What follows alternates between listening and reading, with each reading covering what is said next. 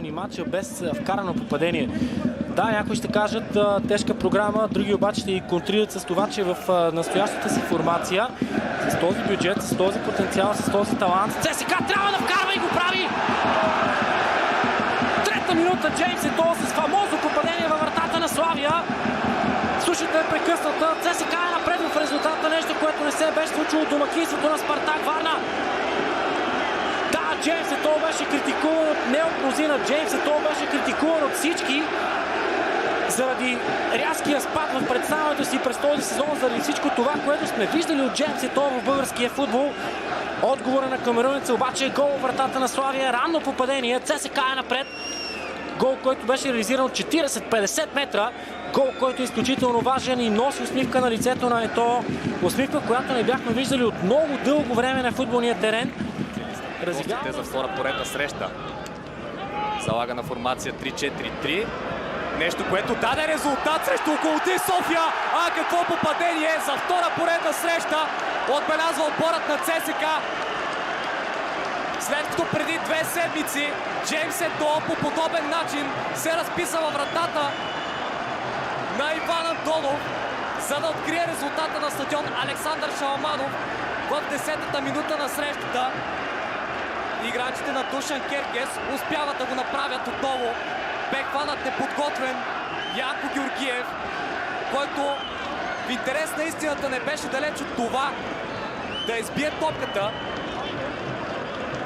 Малко не му достигна на 36 годишния вратар. Вижте какво направи Ломбар Делова. Защото Бруно Жордао или Петко Панайотов. Може ли ЦСКА тук да стигне до второ попадение? Удар на Петко Панайотов! Какво попадение от страна на младежкия национал на България в 94-та минута! Петко Панайотов е на път да спаси ЦСКА в този сблъсък и за пръв път от началото на кампанията да прати 3 точки в актива на червените. ЦСКА бе поставен под угрозата за пореден път да се издъни, и то сериозно.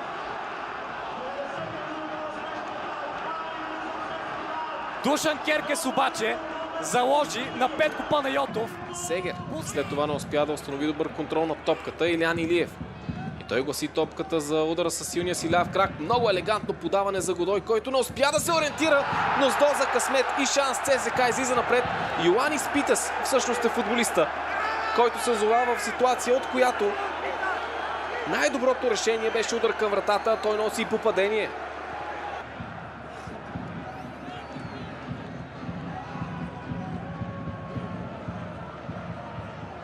Страхотен контрол от Йоанис Питас. Това трябва да бъде отбелязано. Нито един от футболистите на Локомотив не посмя тук да подходи по-агресивно, защото играчите се намираха в наказателното поле. И да, факт е, че този удар при този рикошет стана неспасяем за Величков.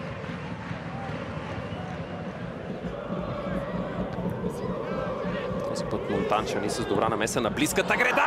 Вече обаче прошка за гостите няма. А в 12-та минута червените повеждат в резултата след поредния много добър изстрел от далечна дистанция. Бруно Жордао, автор на попадението, с което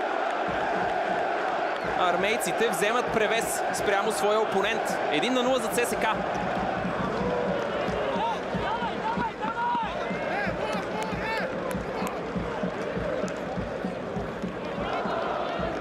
Изпълнението на ъглови удар, отбитата топка на близката града, едно фатално подхлъзване след това.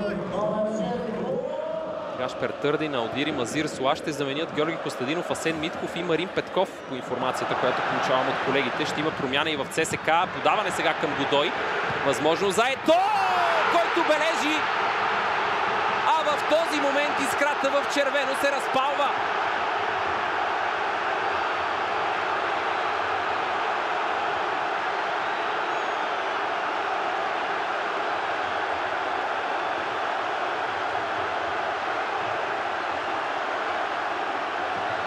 Това изражение лъже, бъдете сигурни.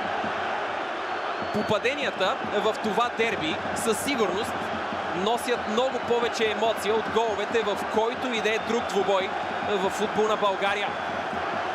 ЦСКА повежда в резултата. Христо Янев обаче е наясно още колко много работа имат да свършат неговите възпитаници. Факт е обаче, ЦСКА е една крачка по-напред от своя съперник до 3 точки и триумфа в дерби номер 1 в футболна България.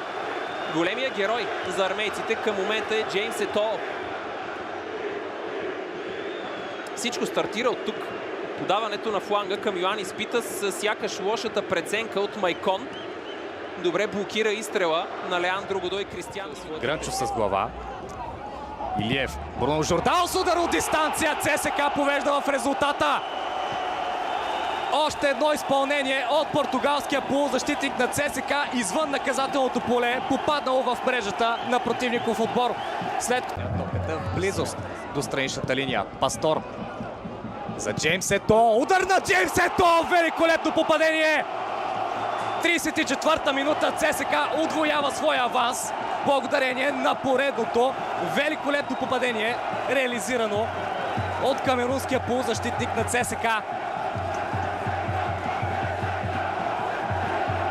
Джеймс Етоо, човека, който се оказа героя за червените в дербито срещу Левски, реализирайки единственото попадение за футболистите на Христо Янев.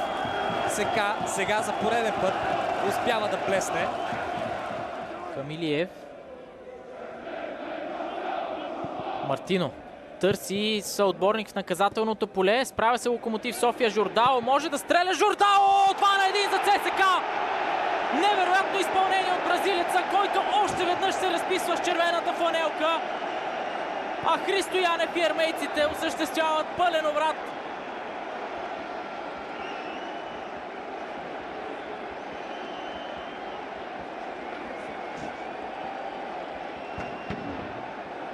Колко пъти вече, откакто Христо Янев е начело, изпълненията от далечно разстояние решават срещи за ЦСКА. Колко пъти хвърлят в екстаз тези фенове.